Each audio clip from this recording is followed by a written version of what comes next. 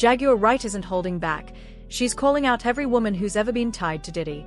Explosive claims are surfacing that Diddy may have been working as an FBI informant, and now the people who once stood by him are scrambling to distance themselves. From Jennifer Lopez to Oprah, even Ellen, some of Hollywood's biggest names are suddenly going quiet. The cameras are off, PR teams have gone silent, and behind the scenes, escape plans are in motion. Oprah, J.Lo, and more A-list stars are in full damage control mode as Jaguar drops shocking names and points to secret connections with investigators. In this video, we're breaking down every name, every clip, and uncovering what might come next in this unfolding storm. He said every room in Diddy's mansions were wired with cameras. And he had some of the footage, he had some of the pictures, and he displayed those in the lawsuit that came out. And this was used for blackmail material. They'd bring in these people. A lot of these people were also aspiring young artists in the music industry. And then these parties were sponsored by Motown Records CEO, Universal Records CEO. This goes all the way to the top. And so you get these people in compromising situations. The drinks were laced, their videotapes were hot. And then at the end of the day, you wake up the next morning, what did I do? And then they have compromising material on you. And then they can guide your career. They could kill your career, but they got you. And it wasn't just people in the music business. As you said, there were athletes, there were celebrities, there were politicians, people from the royal family. And we were also told by the former bodyguard that Diddy was an FBI informant. So Jaguar Wright's first target is none other than Beyoncé, and she's been speaking out against her for years. According to Jaguar, Beyoncé wasn't just silently standing by while Jay-Z and Diddy threw their notorious parties, she was right there with them. Jaguar insists that Beyoncé didn't just witness what was happening, she played a role in keeping it all under wraps. One alleged victim even claims that Beyoncé personally watched as the abuse unfolded. Instead of exposing Jay-Z's crimes, Jaguar accuses her of helping him and Diddy bury the truth, profiting from the cover-ups and blackmail. And since her marriage to Jay-Z, Beyoncé's career has skyrocketed, with Grammy wins piling up like clockwork. Beyoncé, just as evil in your opinion? Has she done things you know of? Is it more Jay-Z in your mind? What is the... I know a lot of things that shameless hat has done, but her greatest sin is vanity. And I'm going to say this about you now, baby. Everybody who knows you are dumb as a sack of hair. Truth is, if it wasn't for your singing and your dancing, you would have never been anything more than a shampoo girl in your mother's shop. You ain't got the common sense of a damn dog. But that's not criminal. Huh? It's not criminal. Is there? No. I'm going to get you there. Oh, I see. She's just too dumb to know what she's in for. No, she's just dumb enough to be down with whatever's going on. Okay. She's probably one of the most least empathetic. Jaguar didn't just talk behind the scenes. She went straight to national television, calling out Beyoncé and Jay-Z during her appearance on Piers Morgan. The power couple quickly tried to silence the claims by sending a cease and desist letter, but interestingly, they never dared to file a defamation lawsuit. Why? Because if they did, all of Jaguar's evidence could be dragged into the spotlight. Even social media users are catching on. One person wrote on X, "Funny how none of them have sent lawyers after Jaguar Wright." She's been exposing these people for years. No defamation suits, no NDAs, no real pushback, nothing. Happens with exposures. You make yourself vulnerable to all kinds of attacks, seen and unseen. What happened to my friend? When he passed away, there was $250,000 on my head and $150,000 on his. But what if I had decided to go back with my head held low and said, Sean, I'm willing to play the game, and then found a way to get inside of him and move him around? The reality of the modern world is that pretty much everyone has a platform as long as they have something to say that other people want to hear. That's why we invited her on to be interviewed. The people making these claims have an audience with or without shows like mine. Well, Jaguar Wright unexpectedly made several serious allegations about Jay-Z and Beyoncé during that interview. As I said in the moment, they were not present to respond or defend themselves, but now they have. Their lawyers contacted us to say that those claims were totally false and have no basis in fact, and we've therefore complied with the legal request to cut them from the original interview. Editing interviews is not something we do lightly at a show called Uncensored. But, like the proverbial cries of fire in a crowded theatre, there are legal limits on us too. And we apologise to Jay. Another big name tied to both Diddy and disturbing allegations is supermodel Naomi Campbell. For over 2 decades, Naomi has been closely connected to Diddy, long after her own name surfaced in investigations linking her to notorious predators like Jeffrey Epstein and Ghislaine Maxwell. Not aware of Epstein activities. Did you know who he was? Yes, I knew him. I was introduced to him on my 31st birthday by my ex-boyfriend Flavio. Most people, especially this awful son, wanted me to be in jail. And I'm not saying what my behavior was correct. I think that everyone during this period of Terminal 5 madness was upset and irate. And I guess I just took it. Things get even darker when you look at Naomi's own record. Back in 1998, she was convicted of brutally attacking her assistant, beating and even choking her in a violent outburst. And that was just the beginning. Since then, Naomi has faced at least 10 more charges for physically assaulting the very people who worked for her. In one shocking case, she even spat on police officers who showed up to intervene. Her long trail of violence began around the same time she started running in the same circles as Diddy. Yet, just like him, she somehow managed to avoid jail time. In fact, less than a year before the FBI raid on Diddy's home, Naomi was back in court, this time for scratching a photographer's eye. Her punishment? A 6-month suspended sentence. We all know Naomi has a temper. Today, the 45-year-old supermodel was found guilty in a Sicilian court for assaulting a photographer. She was given a 6-month suspended prison term, so she escapes the dreaded orange jump. If you thought being caught on camera assaulting a photographer was bad, wait until you hear what Demi Moore was once filmed doing. A longtime friend of Diddy, Demi became the focus of controversy after a resurfaced video from 1982 went viral. The footage shows Moore kissing her General Hospital co-star, Philip Tanzani, during his 14th birthday party. At the time, Demi was 19 years old, while Philip was still just a teenager. The video captures her kissing him multiple times and even saying on camera, "I love Philip. He's one of my most favorite people." Lois is the greatest, and I'm putting in a buck. Thank you.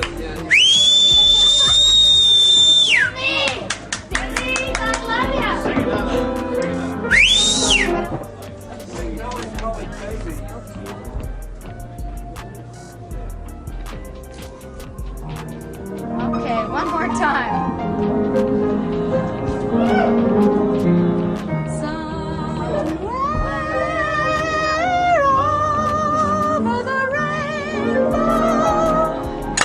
Why do you think everybody's come out? I don't know. Maybe just because I love them all and I hope they all love me. We do love him. And I love them. If you think it's for the pure publicity, you're out of your mind. Absolutely, because he's one of my most favorite people. Have you been working on the show? Almost a month and a half. What's your role? I'm Luke's new love.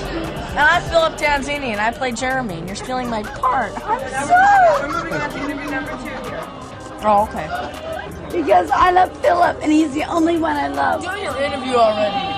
All right. You got Ashton Kutcher in love with Mila Kunis on that 70s show. Then they break up for absolutely no reason after he starts hanging out with Diddy. Then he marries Demi Moore, who drained him of all the adrenochrome she can, and apparently he replenished himself by doing inappropriate things with their daughters. I'm glad. I'm sure you're glad. The most shocking part of the Demi Moore situation is the fact that she was once a victim herself. At just 15 years old, Demi revealed that her own mother sold her to a stranger for $500.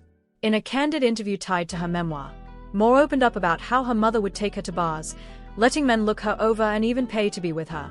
Demi shared that she still vividly remembers the abuse, and what hurt most was realizing that her mother not only knew about it, but had actually allowed it to happen. Demi Moore, she revealed in her memoir that she was sexually assaulted at the age of 15, writing that her mother let the abuser in their home. Well, today, Demi talked to Howard Stern more about this on his Sirius XM radio show. But you say you pushed it away. You don't need, you just recently. I pushed it away because I felt like it was my fault.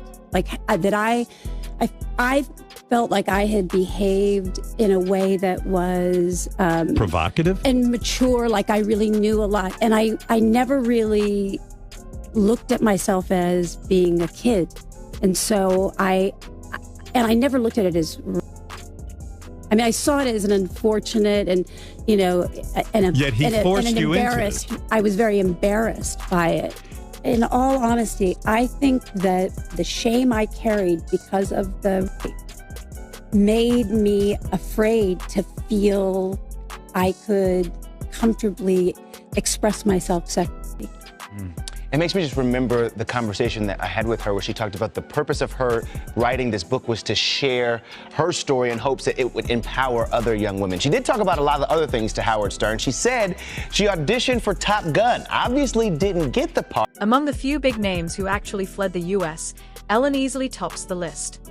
In 2024, right after Diddy's Miami mansion was raided, Ellen shocked everyone by announcing she was leaving the country for good. The timing couldn't have been more suspicious. Her exit lined up almost perfectly with Diddy's arrest. And fans quickly noticed something else. Ellen was also trying to change her look. After being blonde for most of her career, she suddenly switched up her hair color and moved to England, seemingly to start over with a brand new image.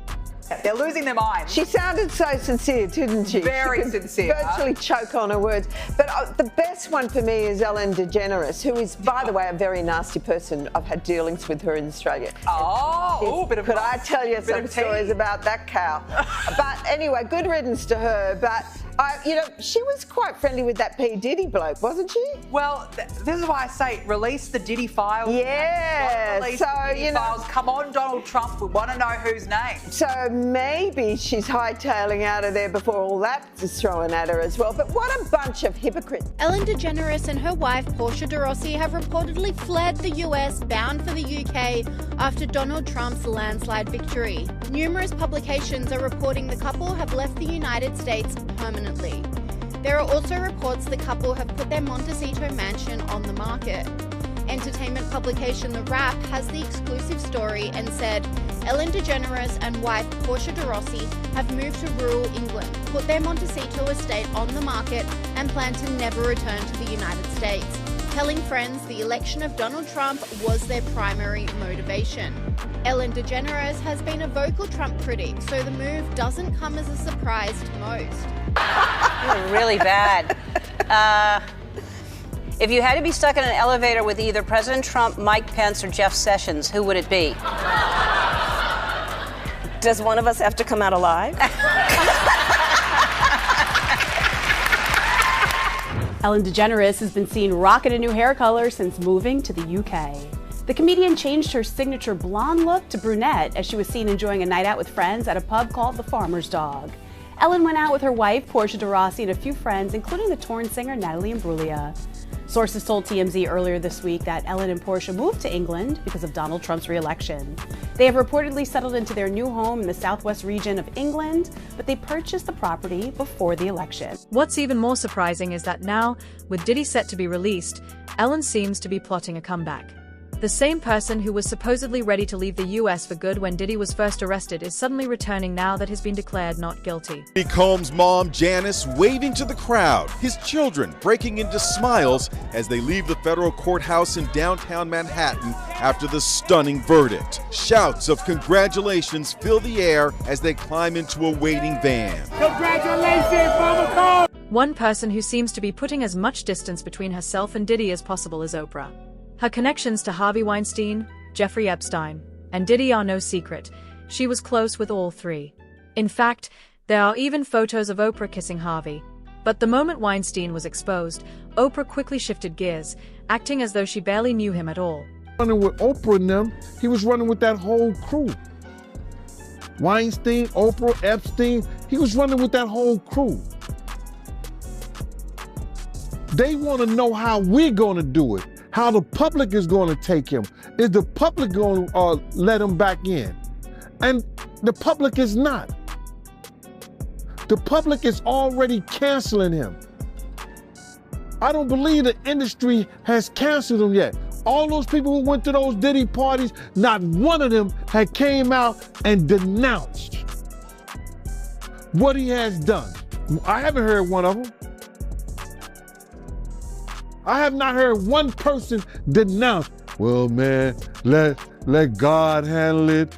Get the hell out of here. Get out of here with that. If that was your daughter, would you let God handle it?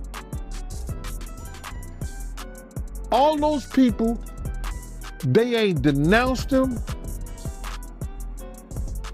They ain't definitely, they can't come forward and say, yo, I support him. Because it would mess up their brand. It would mess up their brand. Jay-Z, we the only one could call each other Sean. Jay is the only one could call me Sean. I'm the only one could call him Sean. Get the hell out of here. If that ain't no fun boy stuff,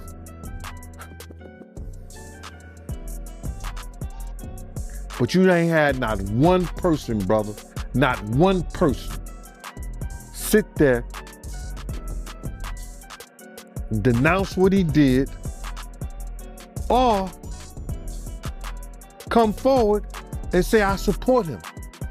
We will have lost this moment. I think this is a moment where no matter what business you work in, there have been women who not only had the disease to please, that's a part of it, but who felt that in order to keep my job, in order to keep my position, in order to keep moving forward, I've got to smile, I've got to look the other way, I got to pretend he didn't say that, I got to pretend he didn't touch me. I think those days are about to be over. Are over. And if it happens to you back in the day, you would say, sometimes you're not even aware what he just said wasn't really inappropriate. I know you've had a couple moments. Where you just think, what did he just say? Yes, I remember Gail had a moment when she came and said to me what somebody said that was so inappropriate. I was like, oh my God, you can sue over that. But no, and all I said was, what did you say? And then they repeated it. Yes. Terrible. I just sat there typing with my 20-something-year-old. You pretend you didn't hear it. Yes. You pretend it's okay. You pretend you didn't. No, it isn't. You're right, Jeff. It absolutely, you're absolutely right. But a lot of women have been silenced, and I know. But I think it's going to change. Being a victim of child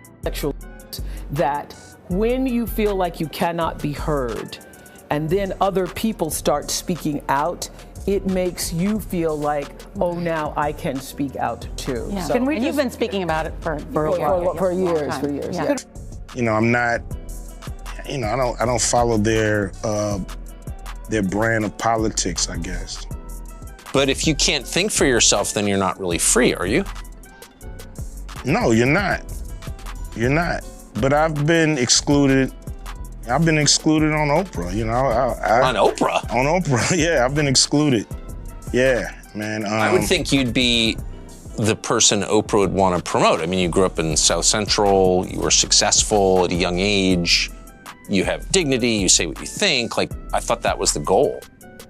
Me too, you know. I don't know what it is, but, you know, several of my, you know, I had a movie called Barbershop, you know. Yeah, I remember.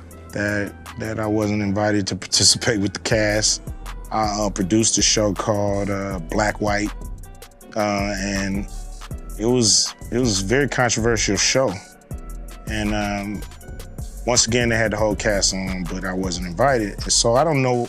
On Oprah's show. Yeah. So I don't know what that's. But Oprah's obviously a saintly, godlike figure who's revered by all decent people. Why would she exclude you? I really don't know. You know, that's something that I would love to find out. But I can't tell you, you know, if there's a single thing that I've done or said to her. Have you noticed that it is more controversial to criticize Oprah than to burn the American flag? Really? Seems that way. I've never heard anybody criticize Oprah. Is it really just a coincidence that Oprah keeps popping up around people who later face abuse scandals? Every time a major case breaks, she somehow seems to have been connected to the person in question, and then publicly condemns the crimes. You don't need to be a detective to notice the pattern. Acquaintance after acquaintance becomes the center of scandal, and Oprah distances herself once the headlines arrive. P. Diddy, what do you think is going to happen with all that now? I knew a lot of people who knew Jeffrey Epstein, like a lot. I never met Jeffrey Epstein, thank God. I certainly knew a lot of people who knew him, and like a lot, like more than 10. Jeffrey Epstein was not considered like some far out sinister figure in the world that I lived in. I mean, I'm just being totally honest about this. He was like this kind of interesting guy who had, had this kind of rotating salon at his house off Fifth Avenue in New York, and there was always the Israeli prime minister and former presidents and like just interesting people, I did not understand what that was about at all. And so when he died, I was like, oh, poor guy off in prison. And then I got a call from his brother, just randomly. And his brother said, he did not commit suicide. I was really shocked by that. And I thought, well, maybe his brother's crazy. So this set off a multi-year journey for me that really changed my views about a lot of different things. And the bottom line is Jeffrey Epstein was murdered. And not only murdered, but he was murdered in the most secure federal lockup in Midtown Manhattan. In the country. And so what is that? What is that? Think about that for a minute. 3 days after Oprah publicly supported victims of sexual assault in the wake of numerous allegations against Harvey Weinstein, singer Seal Instagrammed this meme. Showing Winfrey kissing the disgraced mogul, it reads, "When you have been part of the problem for decades, but suddenly they all think you are the solution." Please welcome Seal! The 54-year-old who's appeared on Oprah's show captioned his post, "Oh, I forgot, that's right, you'd heard the rumors, but you had no idea he was actually serially assaulting young starry-eyed actresses, my bad." While Weinstein maintains his innocence, Seal hasn't commented further, and Oprah has not responded. This moment is a really powerful time for everybody to get woke. Fans have come to her defense, pointing out Winfrey is a sexual survivor. They also posted pics of Seal's ex, Heidi Klum, kissing one of the people closest to Diddy, and even linked to a police investigation alongside him, is Jennifer Lopez. J-Lo and Diddy dated for nearly 3 years during the late 90s, but in 1999 their relationship made headlines for all the wrong reasons. That year, J-Lo was with Diddy during a nightclub shooting that left one person dead and another injured. The incident was heavily covered in the press, and while no charges were ever brought against J-Lo, Diddy later faced serious legal scrutiny connected to the event. Lopez had to do was marry a white boy, Oscar winner, for people to stop remembering that she had a gun in her pocketbook. She had gunshot residue on her hands the night that Natanya was shot at that club. For all we know, that bullet came from the gun that was in her hand. And not once has she spoken up for the betterment of that woman. Not once has she donated to her family or for her medical bills that she's still paying, or say something in her defense to stop Puffy from gaslighting her and trying to put hits out on her because he was afraid that maybe one day they would open the case and she still has the bullet fragments in her face. Like J-Lo has said nothing. Nothing. You really thought that just running off and marrying Ben Affleck was going to take you out of the Diddy downfall? But it saved her the first time though, didn't it? Because as soon as that club was over and as soon as they finished interrogating her, when she sat there and cried like a baby, "I don't want to go to jail. I don't want to go to jail," Benny Medina put her with that drunk white boy until she ran him off. Like, there are people sitting here screaming out at the toll that the atrocities that Sean Combs has done to their lives, and you're trying to avoid your part in the story or the fact that you never spoke up. You want to tell people on the low and put it out there that the movie Was Enough was about you getting away from Puffy, but you didn't think about the trail of girls that you... Suge Knight, the former head of Death Row Records, has made some explosive claims. He suggests that Diddy may not have been the untouchable music mogul everyone believed. According to Suge, Diddy had a secret understanding with federal authorities, which, in his eyes, could explain how Diddy managed to dodge serious charges time and time again. You're going to go to prison, and if you do, it'll be for something very, very small. It wouldn't be nothing what the people think. I don't think he's going to go nowhere long. And at the same time, you got to look at it. The best witness they had is Keefy D. PPD been informant for a very, very long time. And PPD is getting ready to go to trial for the murder of Tupac. PPD said it, everybody else know it, and PPD says the money came from Puffy, the kid and myself. So if they really wanted Puffy that bad, PPD would have could have deal with them, got on that stand, and broke it down. That'd have been the Rico right there. That'd have been higher right there. One man to the next. And I got a lot of respect for you, Suge. Suge, I got so much respect for you, bro, because when this East Coast, West Coast war could have been shut down, Pac was living, Big was living, Eric B, Big D, y'all set up there and y'all was gonna set up a meeting. Everybody who had something to do with it was supposed to show up, and Puff refused to. You didn't, brother. You wanted this shit to be over with. Even though you didn't f with Puff, y'all wasn't dealing with each other no more. I remember when you and Pac was in the car behind the House of Blues. You was in the red Rolls Royce, Pac was in the white. I was in the car when Puff rolled up on you and said, yo, Suge, we got any problems down here? And you said, bro, I don't know any problems you got. That was even after Jake. You said, brother, I don't know any problems you got. What do you think? Just how far could this story go? And who do you think might be named next? Share your thoughts in the comments below. Don't forget to hit that like button and subscribe, because the next name Jaguar reveals could be the one Hollywood won't be able to ignore.